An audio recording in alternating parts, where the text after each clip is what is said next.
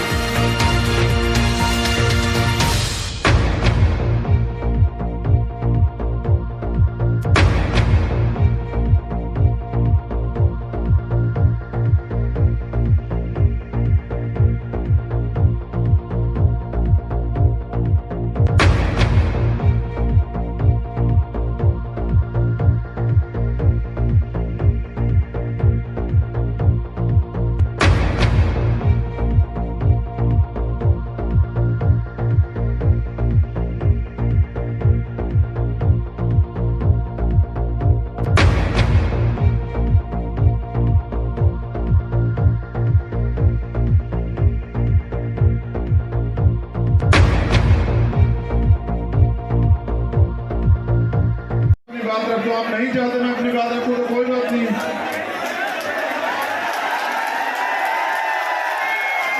अगर 2 मिनट में आप लोग नहीं बैठोगे तो मैं मीडिया से बात करके चला जाऊंगा। और आप जानते हैं जो मैं कहता हूं मैं वही करता हूं। क्या तो 2 मिनट में आप व्यवस्थित होंगे, वरना फिर मैं मीडिया से बात करके चला जाऊंगा। फाइनल आपकी इच्छा, जो मर्जी आप जैसा मर्जी तय करो। हाँ जी अपनी बात है।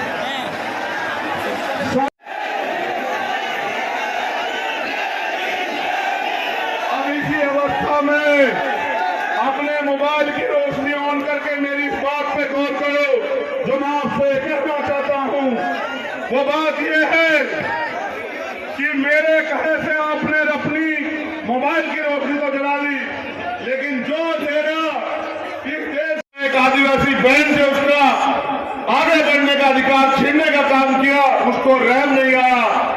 मैं वादा करता हूं कि हमें अवसर मिलने पे ऐसी जो भी प्रतिभाएं गांव देहात में है उन सबको विशेष सुरक्षा और सुविधा देके राष्ट्रीय पटल पर ले जाने का काम किया जाएगा। ऐसी सारी प्रतिभाओं का सम्मान किया जाएगा।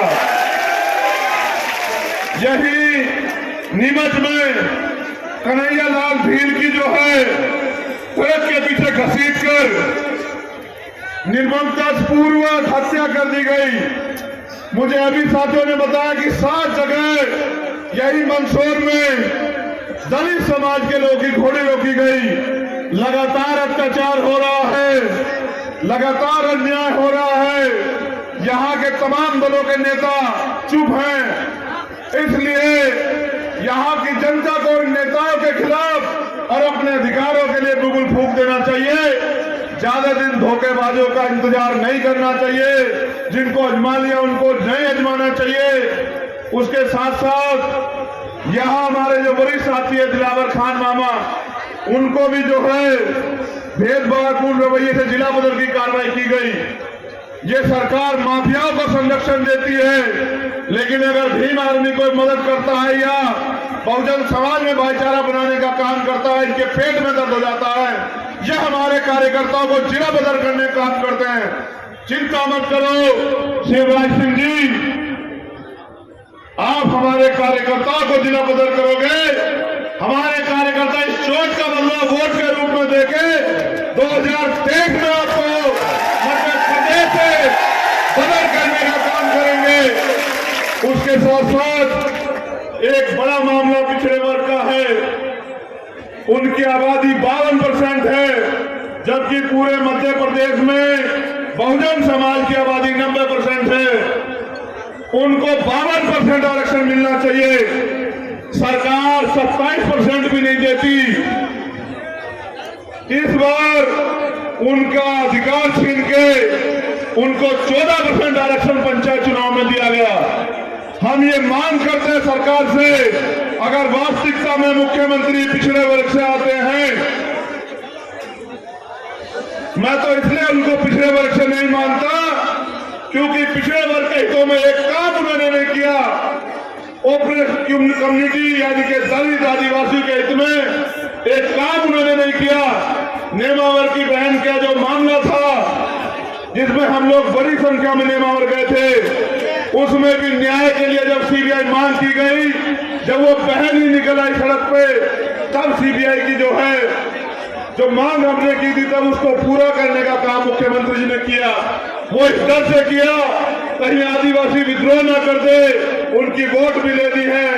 इसलिए मैं मानता हूं कि मुख्यमंत्री भले ही पिछड़े वर्ग में जन्म लिए हों, लेकिन जिस दल में वो है उसकी सोच ही कमजोर विरोधी है, उसकी सोच ही दलित विरोधी है, उसकी सोच ही पिछड़ा विरोधी है, उसकी सोच ही आदिवासी विरोधी है, उसकी सोच ही मुसलमान विरोधी है, उसकी सोच ही भाईचारा विरोधी है, उसकी सोच ही नौजवान विरोधी है, उसकी सोच ही गरीब विरोधी है। आप पूरे देश में देखिए, ये डबल इंजन की सरकार है, महंगाई चरम छू रही है, देश की अर्थव्यवस्था डूब चुकी है, बेरोजगारी की दर बढ़ गई है, नौजवान सड़कों पे घूम रहा है, गरीब के पास खाने को रोटी नहीं है, जबकि इनके पूंजीपति मित्र जिनको पूरे देश का सरकारी सिस्टम बेच के दे रहे हैं, वो दुनिया में दूसरे नंबर पर चले गए हैं। हमने पहले भी सबक लिया और पिछली सरकारों से भी सबक लेना चाहिए। ये पूंजीपति किसी के मित्र नहीं होते। कल अगर इनका पूंजीपति मित्र देश छोड़ के चला जाता है, इस देश में रहने वाले सभी जाति धर्म के लोगों को सोचना चाहिए। जिस देश को शहीदों ने अपने खून से सींचा, जिस देश के लिए तमाम महापुरुषों ने कुर्बानी दी, जिस देश को एकजुट करने के लिए बाबा साहब अम्बेडकर ने संविधान दिया, जिस देश को ताकतवर बनाने के लिए यहाँ के किसानों ने, मजदूरों ने मेहनत की, यहाँ के सभी वर्गों ने अपने जान से ज्यादा इस देश के तिरंगे का और देश का सम्मान किया। अगर वो इनका पूंजीपति मित्र इनके दूसरे मित्रों की तरह चला जाता तो देश की अर्थव्यवस्था डूब जाएगी, हमारी हालत श्रीलंका से भी बुरी हो जाएगी। लेकिन देश के प्रधानमंत्री को सिर्फ और सिर्फ पूंजीपतियों की चिंता है। इसलिए मैं ये भी घोषणा करता हूं, क्योंकि हमें तैयारी 2023 के साथ 2024 की भी रखनी है, जिसका बिगुल भी हम बिहार से फूंक आए हैं। मैं आपसे ये भी वादा करता हूं, जितनी सरकारी कंपनियों को प्रधानमंत्री जी ने अपने पूंजीपति मित्रों को बेचने का काम किया है, उनके सारे पूंजीपति मित्रों की संपत्ति का राष्ट्रीयकरण करके एक एक सरकारी संपत्ति को हम लोग छुड़ाने का काम और वापिस उसका जो है सरकारीकरण करने का काम करेंगे। अगर देश हित में एक आधा पूंजीपति अगर अपनी संपत्ति का योगदान भी दे देता है तो उसका भी धन्यवाद है।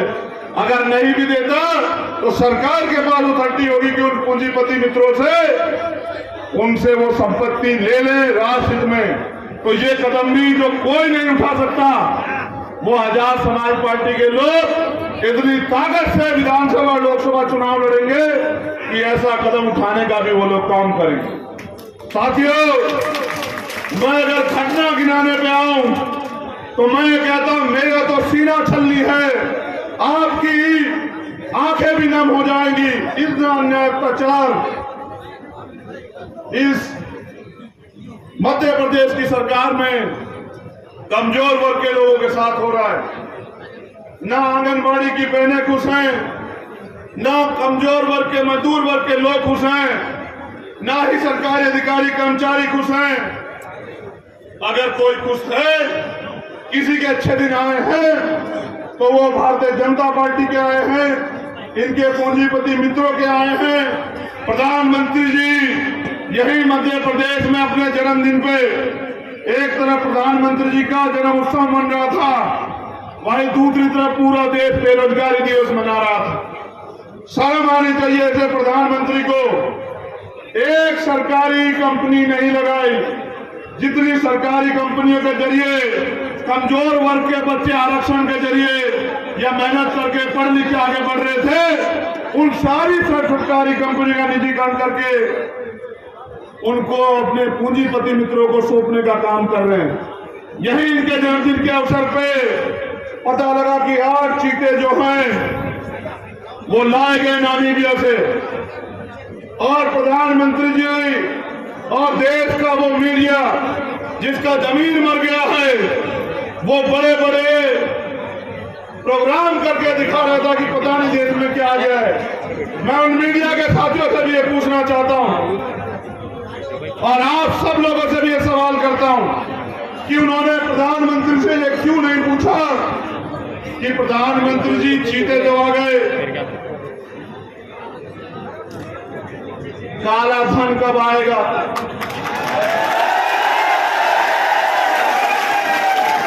पेट्रोल के दाम जो है कच्चे तेल के कम हो गए,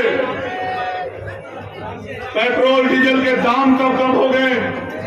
400 रुपए से सिलेंडर जो है वो 1000 रुपए तक चला गया। गरीबों की पढ़ाई मजबूर हो गए पढ़ने के लिए। तमाम तरह से यहाँ SC ST OBC के जो बच्चे हैं उनके स्कॉलरशिप और उनका जो बजट है, SCP का जो पैसा है, उनका जो एजुकेशन का बजट है वो खत्म कर दिया गया। जो वैकेंसियां निकली उनमें भ्रष्टाचार हो रहा है, उन पे प्रधानमंत्री जी कब जवाब देंगे? जो कमजोर वर्ग के लोगों के साथ अन्याय हो रहा है, बहनों के साथ रेप हत्याएं हो रही हैं, उनका जवाब प्रधानमंत्री जी कब देंगे? जब हमारे देश की मीडिया उनसे ये नहीं पूछती कि अर्थव्यवस्था डूब रही है, हम और चीन एक समय आजाद हुए, आज चीन कहां खड़ा है और हम कहां खड़े हैं, एक बार इस देश की मीडिया सवाल नहीं करती।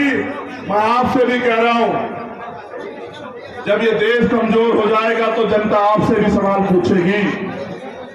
ये मीडिया के लोग ये कॉर्पोरेट सेक्टर के लोग आपको भी नौकरी से निकाल देंगे। आपके बच्चे भी इस देश में ही पढ़ते हैं, वो भी इस देश से ही जो है महंगाई का सामना कर रहे हैं। आप क्यों कभी मीडिया के लोग उनसे सवाल नहीं करते कि ये हालत बना दी है देश की और कोई कुछ कह नहीं सकता। अगर कोई कुछ कह दे, पहले वे जानते थे कि सीबीआई, ईडी, इनकम टैक्स भ्रष्ट लोगों पे छापे डालती है। आज सीबीआई, ईडी, इनकम टैक्स सिर्फ और सिर्फ विपक्ष पे छापे डालती है और इसलिए डालती है क्योंकि सरकार को विधायक खरीदने हैं और सरकार को विपक्ष की सरकारें गिरानी है। ये सारा जो है खेल सत्ता का रचा जा रहा है, लेकिन इस सत्ता में गरीब कमजोर पिस रहा है, बहनों के सपने खत्म हो रहे हैं। मैं आपसे भी पूछना चाहता हूं, एक बार मैं आपकी संख्या आपकी मोबाइल की टॉर्च से देख लूं कि आप कहां तक खड़े हैं। एक बार अपनी मोबाइल की टॉर्च जला के मुझे दिखाओ कि आप कहां तक खड़े हो, मेरी आवाज कहां तक जा रही है। जितना अन्याय कमजोर वर्ग के लोगों पे हो रहा है, उस अन्याय से परेशान होकर वो लोग न्याय के लिए जब पुलिस के पास जाते हैं तो पुलिस जो है उल्टा उन्हीं पे मुकदमे दर्ज करने का काम करती है। जबरन भीम आर्मी के कार्यकर्ताओं पे झूठे मुकदमे दर्ज किए जा रहे हैं और जो घटनाएं यहाँ होती है, सरकार और पुलिस और प्रशासन सत्ता के दबाव में आरोपियों के पक्ष में खड़ा होने का काम करता है। इससे यहाँ की जनता में बहुत बेचैनी है। यहाँ के कमजोर वर्ग के लोग इस अन्याय के खिलाफ मजबूत आवाज़ उठाना चाहते हैं, इसलिए उन्होंने मुझसे एक अपील की थी कि आप आइए, आपके माध्यम से हम लोग अपनी आवाज़ को उठाएंगे। यहाँ के कमजोर वर्ग के लोग सत्ता और विपक्ष पे भरोसा नहीं करते हैं, वो अब आज़ाद समाज पार्टी को विकल्प के रूप में देखते हैं। इसलिए वो चाहते हैं कि आज़ाद समाज पार्टी यहाँ सभी जनपदों में जा जाके बड़ी बड़ी सभाएं करके कमजोर वर्ग के लोगों की जो के साथ जो अन्याय हो रहा है उस आवाज़ को उठाने का काम करें। 2023 में मध्य प्रदेश से जो है डबल इंजन की जो सरकार है उनकी यहाँ से विदाई तय करनी है और 2024 में देश को बेचने वाली केंद्र सरकार जो चीते तो लाती है लेकिन काला धन नहीं लाती, जो बेरोजगारी पे नहीं बोलती, जो महंगाई पे नहीं बोलती, जो निजीकरण पे नहीं बोलती, जो अर्थव्यवस्था पे नहीं बोलती, जो भ्रष्टाचार पे नहीं बोलती, जो सीबीआई, ईडी, इनकम टैक्स का दुरुपयोग करके विपक्ष को डराने का काम करती है, उस सरकार की विदाई तय करने का काम कमजोर वर्ग के लोग पूरे देश में करने जा रहे हैं। यही 2024 का मिशन है कि भारतीय संविधान की रक्षा जो है वो कमजोर वर्ग के लिए प्रायोरिटी है। उस संविधान की रक्षा के लिए वो लोग अपनी वोट का प्रयोग भारतीय जनता पार्टी को सत्ता से बेदखल करने के लिए करेंगे। सभी सीटों पे तैयारी की जाएगी। बाकी यहाँ हमारे प्रदेश के जो प्रभारी, प्रदेश के जो अध्यक्ष है, उनका निर्णय सर्वोपरि होगा। मैं तो एक कार्यकर्ता के रूप में उनकी आवाज़ उठाने के लिए आपके बीच में सदैव रहूँगा। मैं यहाँ आप मीडिया के माध्यम से पूछना चाहता हूँ कि सरकार ये बताए कि यहाँ के नौजवान सुसाइड कर रहे हैं, किसान परेशान हैं, यहाँ की महिलाओं के साथ रोज अन्याय अत्याचार होता है, रेप हत्याएं होती हैं, मुख्यमंत्री चुप क्यों हैं? पिछड़े वर्ग के साथ जो इतना बड़ा धोखा हुआ, 27% रिजर्वेशन की जगह 14% रिजर्वेशन मिला, तो ऐसे पिछड़े मुख्यमंत्री का नाम का पिछड़ा, जात का पिछड़ा होने से पिछड़े वर्ग का भला नहीं होगा। पिछड़े वर्ग के लोगों में भी बड़े पैमाने पे ये अंदरूनी रूप से बात चल रही है कि इस बार इस सरकार को बदलना है, वो भी मन बना रहे हैं। आशा उम्मीद है कि आज़ाद समाज पार्टी को उनका भी बड़ा सहयोग जो है इस बार मिलने जा रहा है। बिल्कुल, मैं समझता हूं कि हम आर्थिक रूप से कमजोर वर्ग के लोग हैं और हमारी पार्टी गरीबों की, नौजवानों की, दलितों की, पिछड़ों की, आदिवासियों की, महिलाओं की और मुसलमानों की, जैन, सिख, बौद्ध, तमाम कमजोर वर्ग के लोगों की पार्टी है, जिनको ना तो धार्मिक स्वतंत्रता है, ना आर्थिक स्वतंत्रता है, ना राजनीतिक स्वतंत्रता है। उन सब की आवाज़ उठाने के लिए जो छोटे साधन हैं, चाहे पैदल पाँव चलो, गांव चलो, या फिर साइकिल के जरिए, मैं पूरे मध्य प्रदेश का भ्रमण करूंगा और पूरे मध्य प्रदेश में रहने वाले कमजोर वर्ग के लोगों को जगाने का काम करूंगा।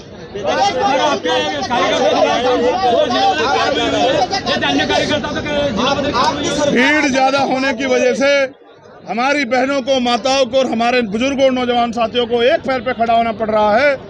तो मैंने भी ये चाहा कि उनके दर्द को मैं भी महसूस करूं। जब वो मेरी वजह से एक पैर पे खड़े हैं तो मैं भी 45 मिनट उनके लिए एक पैर पे खड़ा हो सकता हूं। इसको एक दूसरे में परस्पर अच्छे संबंध कहते हैं। वो लोग मेरी वजह से सुबह की रैली में आज अब रात में 8:30 बज रहे हैं, वो लोग डटे हुए हैं। मैं उनके प्यार और उनके जो जज्बा है उसकी कदर करते हुए कहता हूं कि जो प्यार उन्होंने मुझे दिया है, जो विश्वास उन्होंने आजाद समाज पार्टी पे किया है, मैं उनको सूद समेत वो प्यार और विश्वास जो है लौटाने का काम करूँगा। सर, आपके दिलावर खान साहब पे जो जिला में कार्रवाई अन्य कार्यकर्ताओं की उसके लिए क्या कुछ कहेंगे? बिल्कुल, मैं समझता हूँ अपने निजी स्वार्थों के चलते केंद्र की सरकार द्वारा सरकारी जो संपत्तियां हैं उनका निजीकरण करके अपने पूंजीपति मित्रों को सौंपी जा रही है। तो हमने तय किया है, शायद और जो दल हैं वो भी कॉरपोरेट से प्यार करें। हमने तय किया है जिन सरकारी संपत्तियों से जो गरीब नौजवान हैं, किन सभी वर्गों के लोग सरकारी नौकरियों में जाते थे, उनके सपने पूरे होते थे, उनको कुचलने का काम सरकार कर रही है। तो जिन कंपनियों का निजीकरण करके पूंजीपतियों को सौंपी गई है, उन सबको हम लोग जो हैं दोबारा से सरकारीकरण करके, पहले भी राष्ट्रीयकरण हुआ, दोबारा राष्ट्रीयकरण करके आम आदमी के हितों के लिए उनका निजी सरकारीकरण करके उनको आम आदमियों को लौटाने काम करेंगे। सर, आपके जिलावर खान साहब पे जो कार्रवाई हुई जिला बदर की, ऐसे और कार्यकर्ताओं तो ऐसी जिला बदर कार्रवाई हुई, उनके लिए क्या कुछ कहेंगे? देखिए, जिला बदर कार्रवाई, मैं कह रहा था अपने कार्यकर्ताओं से कि अपने संगठन को इतना मजबूत कीजिए कि जब भी अन्याय अत्याचार हो तो सड़कों पे आपकी संख्या इतनी मजबूत रहनी चाहिए। जैसे महामना राम सुब्रमा कहते थे कि संसद आवारा ना हो, यहाँ की विधानसभा आवारा ना हो, यहाँ का प्रशासन जो है और शासन आवारा ना हो। इसलिए मैं अपने कार्यकर्ताओं से अपील कर रहा था कि ये मुकदमे तब तक आप पे लगेंगे जब तक आप कमज़ोर रहेंगे। इसलिए अपने संगठन को मजबूत कीजिए। और अगर हमारी सरकार बनेगी तो मंदसौर जिले में 2017 में 6 जून को जिन किसानों पे गोली चला के, जब वो अपने फसल की दाम के लिए आंदोलन कर रहे थे, उन पे गोली चलाने का काम सरकार ने किया। उनकी प्रतिमा जो है विधानसभा के बाहर लगवाने का काम हम लोग करेंगे। उन किसानों को सम्मान देने का काम हम लोग करेंगे। नौजवानों को बेरोजगारी से राहत देने का काम, उनको रोजगार देने का काम, महिलाओं को घर पे रोजगार देने का काम, और जो अन्याय अत्याचार करने वाले लोग हैं, कमजोर वर्ग के लोग खिलाफ उनकी संपत्ति जब्त करने का काम जो है हम कानून बना के करेंगे, जिससे कि अन्याय अत्याचार पूर्ण रूप से रुके। लोकतंत्र में मैंने बीजेपी को 2 सीटों पे भी देखा। ये लोकतंत्र है, जनता तय करती है, कोई किसी का गढ़ नहीं होता। मैंने एक गढ़ अभी जो है वो पंचायत चुनाव में, नगर पालिका चुनाव में एक गढ़ राजा जी का ढहते हुए देखा। मैं जानता हूं गढ़ तो जनता ही बनाती है। आज जनता ही पीड़ित है, महंगाई बढ़ रही है, खाने के दामों पे जीएसटी लग गई, दूध दही घी, जिनको प्रधानमंत्री चीते लाते हैं, काले धन पे नहीं बोलेंगे, बेरोजगारी पे नहीं बोलेंगे, और पेट्रोल कच्चे तेल के दाम कम हुए लेकिन पेट्रोल के दाम कम नहीं हुए, प्रधानमंत्री इस पे नहीं जवाब देंगे। लोगों के, गरीबों का पैसा हड़पने का काम करने वाली सरकार को तमाम वर्गों के लोग जवाब देना चाहते हैं। जब आजाद समाज पार्टी विकल्प होगी तो आजाद समाज पार्टी को ताकत देंगे। जब हुई थी, मैं लोकतंत्र में नया व्यक्ति हूँ, धीरे धीरे सीख रहा हूँ, लेकिन मैं सीबीआई ईडी इनकम टैक्स से नहीं डरता, ना ही मैं कोई चोरी करता हूँ। तो इस वजह से जनता ने मुझे उस समय कम भरोसा किया। आज का सैलाब आपको बता रहा है कि यहाँ जमानतें भारतीय जनता पार्टी और विरोधी दलों की जब्त होने वाली है, ना कि आजाद समाज पार्टी की। तो जैसा मैंने आपको कहा कि जिनकी 2 सीटें थी, आज उनकी केंद्र में और कई प्रदेशों में सत्ता है। तो जब चुनाव आएगा तब आपको एहसास होगा कि आजाद समाज पार्टी अपनी मेहनत से कितनी बड़ी ताकत बनेगी। एक बात बता दीजिए, इससे भी ज़्यादा हमें इंसानों के बारे में सोचना चाहिए। यहाँ तो इंसान ही भूख से मर रहा है, सुसाइड कर रहा है। देश के नौजवान जो है वो उनके सपने कुचले जा रहे हैं। मध्य प्रदेश में तो सारी भर्तियों में घोटाले हो रहे हैं। तो मैं समझता हूँ नौजवानों को, किसानों को, महिलाओं की सुरक्षा के लिए उन पर ज़्यादा ध्यान देना जरूरी है, मजदूरों पर ध्यान देना जरूरी है। जानवरों का ध्यान तो वो प्रधानमंत्री रख ही रहे हैं। तो चीता लाने से मध्य प्रदेश की और देश की स्थिति नहीं बदलेगी। बेरोजगारी खत्म करने से, महंगाई खत्म करने से, भ्रष्टाचार खत्म करने से, सामाजिक न्याय लागू करने से हो सकता है देश में परिवर्तन हो जाए। जातिवाद खत्म होने से देश में परिवर्तन होगा, भाईचारा बनेगा। उनके लिए मैंने मान, सम्मान और मतदान तीनों लोगों को रोकने की अपील की है। जो ऐसा कार्य करेगा जनता उनको जवाब देगी।